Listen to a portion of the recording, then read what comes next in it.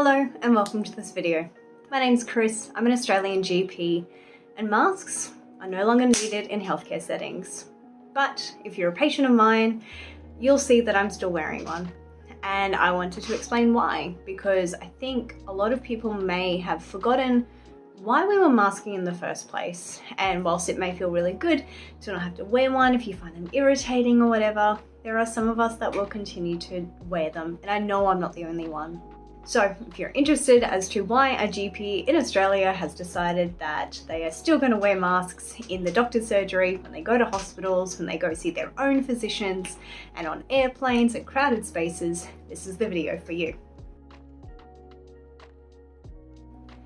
Please don't forget to like, subscribe, comment, and all that YouTubey stuff. And don't forget to let me know what videos you want to see next. So the reason we started masking in the first place was because wearing something in front of your mouth and your nose stops a lot of the aerosol production. So it stops you breathing out anything that may be in your saliva and in the aerosols that you breathe out. So bacteria, viruses, you name it. Personally, I think more Eastern countries like Japan had it right well before COVID was a thing. Wear a mask when you're sick, because you stop other people getting sick.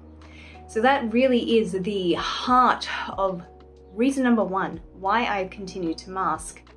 I work with, on a daily basis, a really vulnerable population. I have patients who are pregnant, who are undergoing chemo, who have had organ transplants, livers, kidneys, lungs, you name it. I work with the very elderly and the very, very young, babies who have spent most of their lives in the NICU or the special care unit. It would devastate me to find out that I passed on a virus or a bacteria, especially when I was asymptomatic. So sometimes you can be sick and shedding without actually having symptoms first. And knowing that I was the cause of that would just break me. So I'm going to prevent it. I'm going to wear a mask to reduce that risk significantly. The second reason I'm masking is I've not been sick this year, except when I got COVID. And I'm fairly sure I got COVID at a baby shower that I went to where we weren't really socially distancing because we all felt really well at the time. Again, someone was asymptomatic but sick. Or the plane ride where the people next to me weren't wearing a mask and were coughing and spluttering.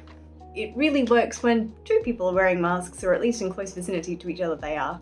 So anyhow, what I'm trying to say is I've not been sick that much this year. Versus the last few years, my God, I feel like I got a cold or a flu every couple of months.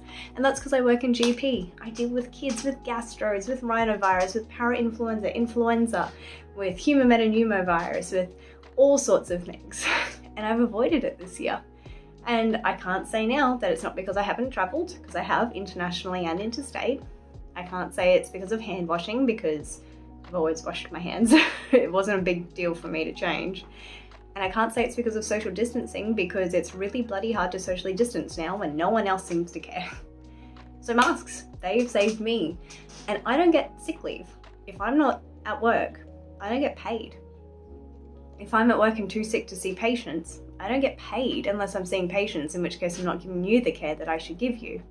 If I'm sick, given that I work in a very busy practice and I already have a wait list of 1 to 2 weeks, my patients, which are 20 to 30 a day, may not actually be able to get in to see a doctor.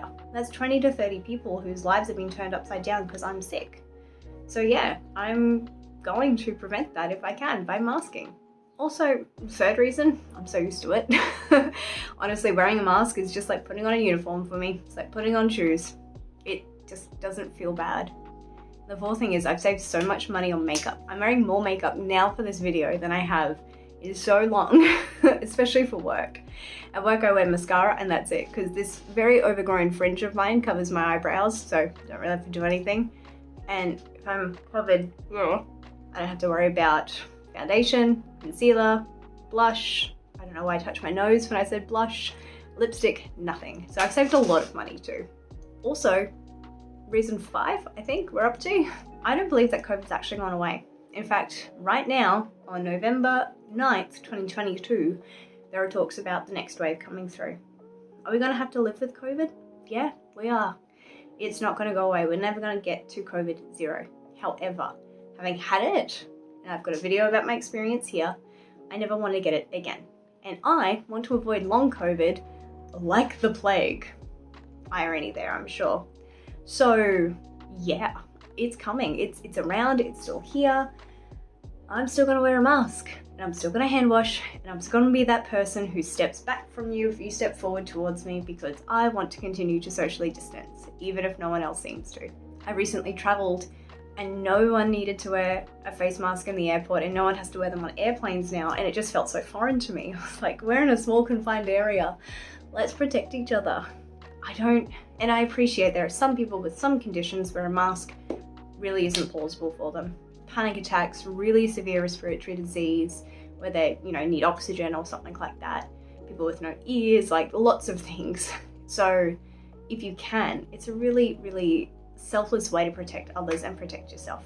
Other than that, guys, I just don't see the logic.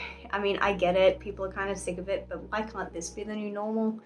And it's the reasons I'm masking are not because I'm scared and like I'm fear-mongering or I'm drinking the Kool-Aid or like the government's got control of me or whatever. It's because I'm a woman of science and a woman of logic, and I just don't think it was logical to take masks away. Obviously, you can wear them if you want to, hence why I will be, but it just feels like a silly move, especially in the healthcare setting. I don't want my patients to catch illnesses in my weight room. Like, that's just really counterintuitive to me. Alas, I can't tell you what to do. All I can tell you is why I'm doing what I'm doing. So there you go.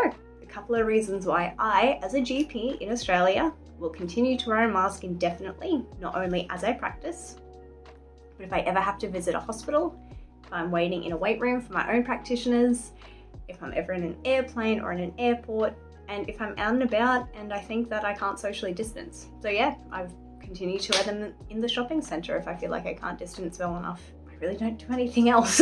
I'm a really introverted person, so this whole lockdown situation from 2020 wasn't actually that a big deal to me. Anywho, that's besides the point. I hope that you are all looking after yourselves.